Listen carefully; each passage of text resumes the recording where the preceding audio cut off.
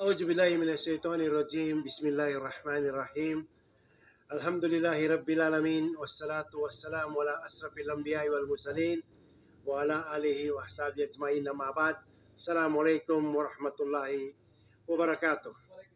Alhamdulillah, dalawang week pero alhamdulillah nandito naman tayo. Magpasalamat tayo sa Allah subhanahu wa ta'ala dahil every Saturday nandito tayo sa area kung saan lahat ng mga malaikat ay nandito rin na dumadalangin o nanalangin sa atin na patawarin tayo. Kaya walang taong walang kasalanan. So before ako mag-update kay sobra ng nangyari ngayon especially sa Palestine, i-remind ko lang yung mga taong gusto mag-Hajj kasi last Saturday kaya hindi ako nakapunta dahil mayroon kaming Hajj awareness program pati workshop.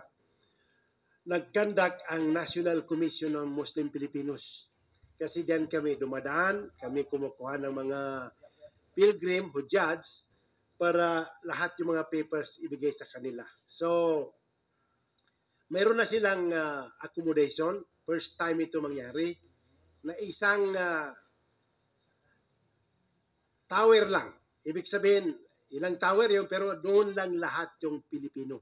Kasi last year, kaya maraming complaint dahil yung iba, nandun sa hotel na hindi masyadong maganda, yung iba naman nasa maganda, siyempre, isa lang ang binayad nyo. Bakit ang kaganon? So, alhamdulillah ngayon, Kiswa Hotel ang titirahan. Alhamdulillah. So, ang registration, ongoing. Ang deadline, pag walang extension, sa March 10. Sabi nila, kung sino makaregistered, yun lang. Pero ang quota natin sa Pilipinas, 6,000. Last year, mga 7,000. So, napag-usapan namin doon lahat yung tungkol sa pagkain dahil yun ang naging problema. Kaya may investigation hanggang sa yung secretary suspended kayon dahil doon sa pagkain. Pero hindi naman dahil sa pagkain, magkahalit ka. Kaya sinasabi ko sa mga jamaan na kailangan yung sabar, mga 100 na sako ang dalhin natin. Kasi kung ang demonyo dito, mga kolpular sa rento, doon sa Saudi, mga general, mga colonel. Kasi milyon na tao, different nation, 200 nations. So, yun ang pinaka-the best doon. Kasi depende yung acceptance ng Hajj mo, kung Hajj mabrur, o makbul, o nabul, depende sa iyo yan. Kaya dapat makinig sa mga sheikh, mga advice nila. So, March 10 ang deadline ng registration. Ang payment, March 22. Kasi, ang Ramadan, mag-start either 11 or 12. Kala ko kasi sa 9 yung moon sighting, hindi pala sa 10. So, sa 10 na yan, maraming manalangin na hindi pa yan makita. Kaya gusto sa 12 pa magpuasa. Masyadong silid pa pag-start. Pag ano naman sa Eid al-Fitr, yung moon sighting, kahit hindi pa nakita, makita na yan. Nagmamadali masyado, pero hindi nila alam yung makukuha nila sa fasting. So, kung meron kayong tinatago, ilabas na ninyo. Kung kaya, kasi minsan, maraming tao na may kaya, pero worry sila sa kanilang mga pamilya. Kung mag-Hajj ako, konti na lang maiwan sa pamilya ko, ganito. Hoy, kahit ikaw nagbabudget sa sarili mo, ang Allah subhanahu wa ta'ala. Kung namatay ka, maraming tao namatay na hindi naka-Hajj pero may pera. Ang pinaka-critical doon, ang sabi ng Prophet Muhammad sallallahu alaihi wasallam, pati si Ali radhiyallahu anhu, na yung mga Muslim na may kaya at hindi nag-Hajj, pag namatay yon, parang Nasrani rin pati Yahudi. Anong pagkaiba? Subhanallah. Maganda talaga mag-Hajj ka kay mayroong gate ng paradise na Hajj ang tawag. Gate of Hajj. Kasi 8 yung gate ng paradise. So pag nag-Hajj ka, Sabi ng prophet, pagkagawasa. Kami naman, alhamdulillah, ako, basta importante, every year, nakaka-renew ako ng contract sa Allah subhanahu wa ta'ala. Walang taong walang kasalanan. Pero alhamdulillah, every year naman, kahit yun lang ang ginansya ko, rebate, ay okay na sa akin. Kaya saan tayo magpunta? Doon din. Bakit pinaplano natin ang mundo? After all, iwanan din natin. Last 2 weeks na ito, 3 yung ilinibig ko. Nasabi ko, kung hindi ka naniwala, nagsama sa akin, tingin ka rin ko na. Alhamdulillah. Kasi mainit din nandun sa ilalim. Wala kang... Kaya sabi ng Prophet Muhammad sallallahu always remember the destroyer of pleasure. Alalahanin mo palagi. Ano yun? Kamatayan. Every day may nakikita ka. Kahapon may binaril na naman. Sumasyado ang pagbaril. Kung natayapasan ka, anong gagawin, no? So ito lang, alhamdulillah, ito mga magagandang gawain ito. Every Saturday. Tignan mo si Engineer Tongkay. Nag-hajj, hindi ko sinasabi, pero ito yung dapat yung gayahin. Emulate. Tingnan mo karami ng sasakyan. Kasi binigyan ng Allah subhanahu wa ta'ala. Kasi pagkagawa sa kapag gagi. Na subhana, anong piliin mo diyan? Ang hindi lang niya makuha makingi, yung magdagdag. Gusto minus. Kasi siyempre mahal niya. Walang babaeng gustong dagdagan. Huh? Pero depende na yan sa bigote. Alhamdulillah. So, yun, tandaan ninyo, pag walang extension, hanggang March 10 lang ang registration for Hajj. So, bilisan, maganda ito, inshallah. Kung sabihin, mainit ba o ano? May nagsasabi mainit, pero pag nandoon ka na, kasi bigyan ka man ng Allah ng strength kung may sincere ka masyado pag-Hajj. Yes, ang daming taong gusto, pero hindi makaya. Di na lang mo yan kayo sa boss. Meron namang gusto mag-sponsor, pero galing sa masama yung pera, wag na lang.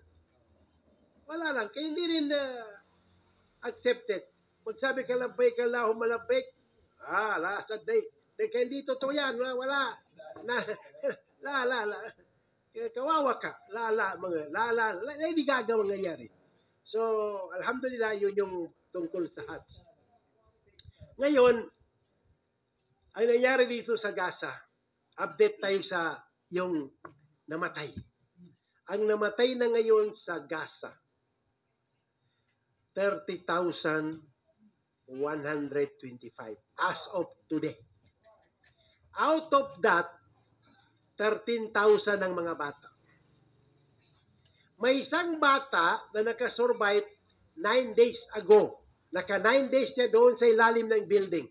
Pero na-rescue siya kahapon. So out of that, 30,000 plus ang mga babae, mga 10,000 na. Tapos ang injured, 71,020. Injured, yung tinamaan, na inioperahan, na walang anesthesia. Tapos mga journalist, na mga marites, kaya gusto talaga, hindi dahilan sa kanila, hindi natin makuha ito. Ang risk ngayon, ang Al Jazeera, dito ako kumukuha ng balita. Kaya gusto iban ng Israel. Ayun na to, ilang. Ang namatay na ng mga tauhan nila, mga journalist, 135 na. UN workers, yung nagtatrabaho, medical, mga 400 na. So ang nabilang ko ngayon since October 7, sa Hebron lang, Hebron, doon sa occupied territories, Hebron, Jenin, Ramallah, 7,900 na.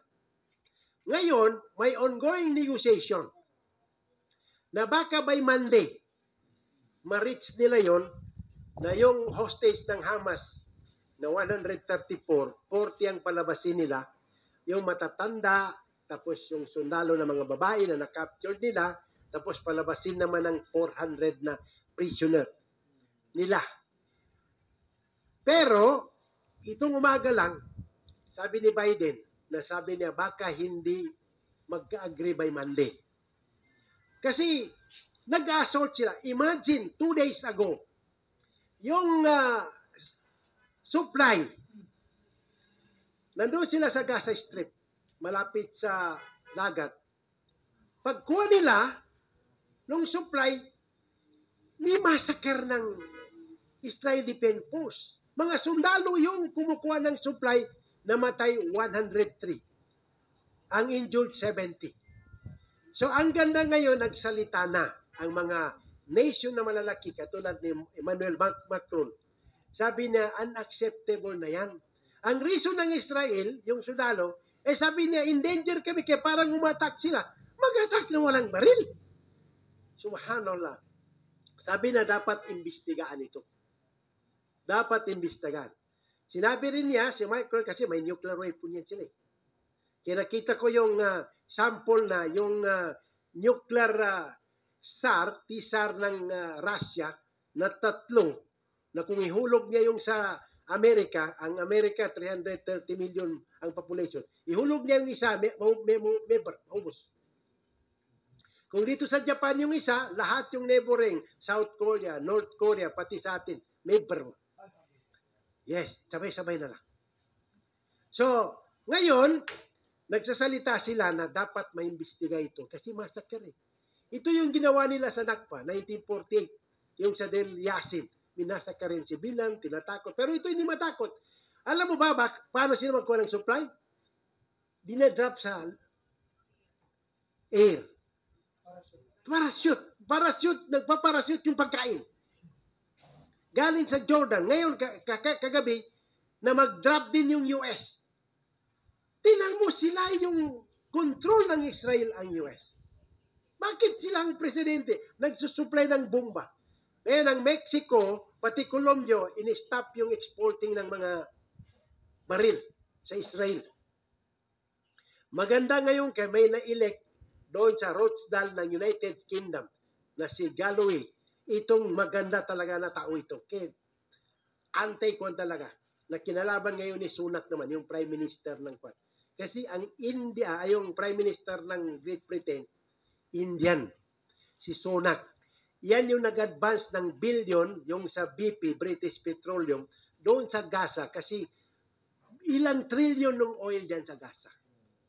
Kaya ayaw mag-ceasefire. So ngayon, yung mga parliament gusto nila magkaroon ng panibagong eleksyon para matanggal. Kasi gusto ng India rin. Kasi ang US, pag namatay si Joe Biden, ang papalit yung Kamala Harris na Indian din, yung Vice President. So, magagaling din man sila. India, yes. India. Si Sunak. So, imagine that. So, ngayon, sabi nila, hindi makalabas yung hostage by Ramadan. Mag-start sila mag-invest sa Rafah. Ang Rafah naman, yung area na nandun lahat yung 1.4 million na galing sa Gaza, sa Northern Saudi, doon pinapunta. Ngayon gusto nila itulak sa Sinai. Yung wilderness of Canaan. Doon nila itulak. Sabi ng Egypt, hindi pwede yan. May sovereign ka, bakit nyo pupunta? Kaya hindi tumutulong mga Arab, yung OIC, natanggapin yung mga, kasi parang acceptance na, sabi niya, bakit sila, sabi ng Saudi Arabia, bakit sila alis? Bakit namin tanggapin na mayroon silang lupa, mayroon silang estate? Ano ba yan? Nasabi naman ng Canadian President, mahirap sabi niya the Israelis violating international law. Tama na. Kasi kung ganyan, wala na eh. Parang yung inipile ng South Africa, subhanallah, na stop and desist, ganito. Sige pa, ibig sabihin, wala nang rule. Chaos ang mangyari. Kaya sabi ng Russia, nandun ngayon yung president ng Iran, si Ibrahim Raisi. Yung Hamas, yung Fatah, group na ni Abbas. Kasi ipagkasundo nila, unified na lang para one government. Nandun sila ngayon sa Russia. Ang Russia naman sabi niya, sino itong mga Western? Who are they? Sabi ni Putin. Yan naman si Putin. Pag sinabi niya, kasi malapit sa... Kasi karamihan sa nuclear weapon ni Putin nasa lugar ng kwan, mga Muslim. Kazakhstan, Uzbekistan, Kyrgyzstan, Biasa sa kita libutan, arambun siya. Buban na, kuha na, subhanallah. So, diyan sila takot din. Kaya mahal ni Putin yung mga Muslim. Subhanallah. Yes, yes. So ngayon, merong balita sa mga scientists na magkaroon ng solar flare. Ibig sabihin, pumbuga yung araw na yan ng mainit masyado. Na it will affect internet, mga satellite. Baka mag-shut down this coming May. Kasi ang init talaga ng araw na yan. Kasi yung sa surface lang niya, inuulit ko, ang temperature is 5,500 degrees Celsius. Yan ang init. Tapos yung sa core niya, yung sa gitna niya, kung biyakin niyang kasi ang diameter ng sun, 1,392,000,000 kilometers. Naibiyak mo yan, doon sa gitna, 15 million degrees Celsius. Makita ninyo, pag nag-hatch kayo, kaya nandun sa clock tower, doon sa exhibition, doon sa pinakatas. Yung mga gyama ko, pinapapunta ko, ito yung sinasabi ko sa inyo. So, mag-flare yan siya. Ngayon, El Nino na sa atin. Mainit na, 42 degrees, ganito. Yung sa may Cagayan Valley, 38, namamatay sila. Ang Saudi, 42 degrees Celsius, wala man. Kasi naniniwala sa Allah subhanahu wa ta'ala. So, yan lang ang imagine ninyo. Yung init na yan, na yung sabi ng Prophet Muhammad sallallahu ang init sa impyerno, i-multiply mo ng 69 or 70, that will be the heat in the hellfire. Na yan lang ang i-multiply mo. Yung 15 million degrees Celsius na sa araw, ni sa kalingkingan. Kaya mo ba? Kaya sabi niya, pag nakita niyo ang impyerno, makukulaps kayo. What about susunugin ka? Yun ang problema. Kasi itong skin natin ito, gawing 120 diraha. Layer. Every time masunog, ibalik na ngala para matikman mo yung pagkapasaway mo. Ngayon, subhanallah, mga billionaire na yun na more than 20 gumagawa ng bunker sa ilalim. Ilalim dahil sa nuclear confrontation. Ngayon, akala nila hindi sila mamatay. Naalala niyo yung Seagate, Gate of Sea, yung 5 billionaires na sumakay sila ng parang istake, pupunta sa ilalim para tingnan yung Titanic, na yung inventor nila, na sabi niya, this equipment, invisible, hindi ito masisira, sabi niya.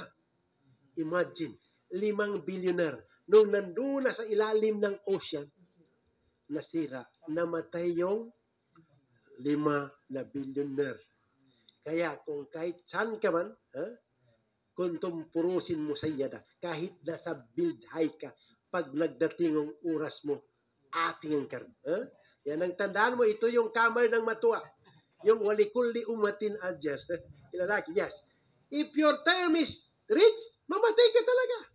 Hindi pa tayo nagkakasigurado kung abutin natin ang Ramadan. Yes. Pag naabot mo yun, alhamdulillah, magpasalamat ka, binigyan ka ng chance. Pag gumating yun, mag-fasting ka, pero magdasal ka na. Kasi hindi magdasal, magpuasa lang. Na paano yan? Meron nga akong pinabalik Islam, hindi pa balik Islam, nagpa-fasting na. Sabi niya, paano ito matanggap? Sabi ko, magsada ka muna. Na ikaw na yan na matagal ng midyada. Na itong mga balik Islam, masya Allah, very firm sila. Siya, ako mo, balik Islam. O dito sa atin, maraming alis Islam. So, yun ang kwan natin ngayon, kasi dinadrag, balikan natin, dinadrag ng Israel, kasi yung sa Quad Cabinet nila ngayon, nag-ano na sila kasi maraming protest sa Tel Aviv ng mga tao na gusto maalis, gusto pang tanggalin si Netanyahu. Kasi pag wala na si Netanyahu, siguradong bilanggo yan. Mabibilanggo yan. Sigurado yan. Oh. So, itayin natin, kahit dito sa atin, tayo nakakasigurado, election naman next year, filing October, pero marami na ngayon, na may charter chain, chacha, hindi pa sila magkapi, magchachay pa. So ito, problema rin ito sa atin. Pero, tapos yung hanap buhay, maraming yes. So ito, panalangin lang natin sa Allah subhanahu wa ta'ala yung mga kapatid natin doon sa Gaza. Kasi kawawa, kumakain sila ng damo ngayon. Imagine, ikaw supplyan ka galing sa ano? La hawla wala quwwata illa billah. 500,000 natatakot sila by fasting. Pag hindi, famine, mamamatay sila dahil sa gutom. Walang sanitation. Everything wala. Nagkakasakit na sila. Kasi pati hospital, binubumbaan nila. Merong isang Amerikano. Sabi niya, nagkataon lang, sabi niya, Muslim ito. Nagkataon lang na white itong hospital na ito na binubumbaan buong mundo mag-condemn sa kanila. Ibig sabihin ng isang Brazil president, si Da Silva, si Lolo, there is a double standard. Double standard, alam natin, alam nila. Imagine lahat ng reason. Ngayon bago sinabi ni Netanyahu, si Netanyahu sabi nila, sinabi niya na actually sabi niya hindi si Hitler. Merong mufti sabi niya, nagsabi kay Hitler. Kaya actually ayaw patayin ni Hitler yung mga Jew. Pero yung Muslim na mufti nag-decree na patayin ng mga Jew. Imagine lahat ginagawa na nila. Nakasinungalingan, subhanallah. Na merong isang tao, 3 days ago, si Aaron Basil, 25 years old, US Marine, sinunog niya ang sarili niya in front of embassy ng Israel doon sa US in support of Palestinian people. Alam mo sa Will and Testament, dapat meron tayo ganun. Ngayon, pag namatay ako, bayari Kenya, nagkinapagganuli sa pitugay, tingugay, lagang mo na gay. Ako nagganuli siya gunan to. So, sinabi niya, lahat yung pera ko, na maiwan ko, ibigay niyo, sabi niya, sa PAN para sa children of Palestine. Meron ba makakaya sa atin ito? Hindi yung Muslim. Kaya mga ano ngayon, subhanallah, mga Arab ngayon, sabi niya, yung mga taga-Palestina, mga bata, we never call anybody. We only call Allah subhanahu wa ta'ala. Kasi wala din. Coward din, sabi ng mga kapatid niyan, we are 2 billion Muslim in the world. Where are you? Subhanallah. Kaya minsan, sinasabi ko palagi, pag may high blood ka, huwag ka manood ng news. Kaya baka ikaw mauna mamatay. Sa nakikita mo, yung subhanallah, yung the other day lang, 100 na matay. Minasakar, kukuha ng pagkain. What more? So, yun lang, nakatakot din sila kaya baka pagdating ng Ramadan, maraming mag-volunteer. Kasi gusto talaga. Other day, binumba naman ng Israel yung niya sa Syria. Nang Yemen ngayon, sobra, sikat masyado. Walang makapasok. Binubumba ng US, pati United Kingdom. Dahil dyan sa ano.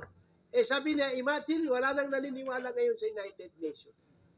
So ito ang chaos problem. Pagka nagkahiwalay-wala yan, wala na. Kasi gusto nila yung New World Order na one currency, one religion. So, hindi makaya yun. Kasi sa atin, subhanallah, may hook or crook, hindi tayo papayag. Diba? Kahit mamatay ka. Eh, kahit lasinggero nga na Muslim, pagtanggalin mo ang adan, bang, magpakamatay yan. Mag-ginom nga yan ng kwan na alak yan. Mag-ginom yan. Eh, nakita nandiyan yung kwan, Muslim ako, hindi ako kaya ng baboy. Sabaw lang. Hindi na ubos din. Pero lasing na yan, ha? Kasi nandun yung iman. Kaya alhamdulillah, ito yung iano natin dahil dyan sa... Kasi let us not talk. Kasi 3H yan eh. Houthi, Hezbollah, Hamas. Inano na Iran. Huwag na natin pag-usapan, sabi nila muna yan. Pero ang atin naman kasi, dapat yung akida natin, eh tama rin. Kasi mahirap, gumagawa ka lahat, Hajj, Zakat, everything. Pero yung akida mo, sibay. Halimbawa, itong fasting natin, may mag-akida tayo na 3 o'clock, pwede na magtangas. Ano, tatanggapin ba yun, di ba? Yung iba, saka ka maghinto magkain hanggang hindi maglukso yung kwan. Manok. Eh kung tinamaan niya ng bulang, naglukso, 7 o'clock, wala ka ng fasting. Subhanallah. Eh, marami mga ganyan ba? Na nangyayari na yung akida, mali, wag na. Tapos ito, merong mangyari pa rin. Ingatan yung kalamansi nyo, kaya isa kabuling. Baka mawala yan. Kasi kukunin yan, kaya lagay sa ulo ng mga bata, pati matanda, kasi biginin ng fasting. Hindi, pag ginilaw na, kaya uli na. Ang kalamansi, pati nga, para sa kinilaw.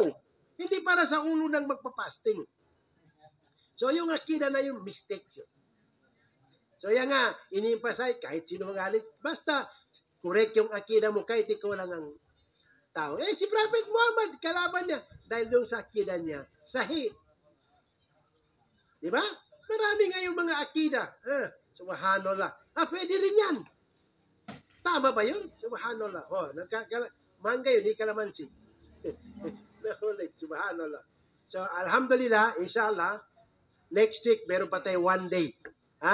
Is coming 9 na yung start. 9, last na, kasi baka mag-relax.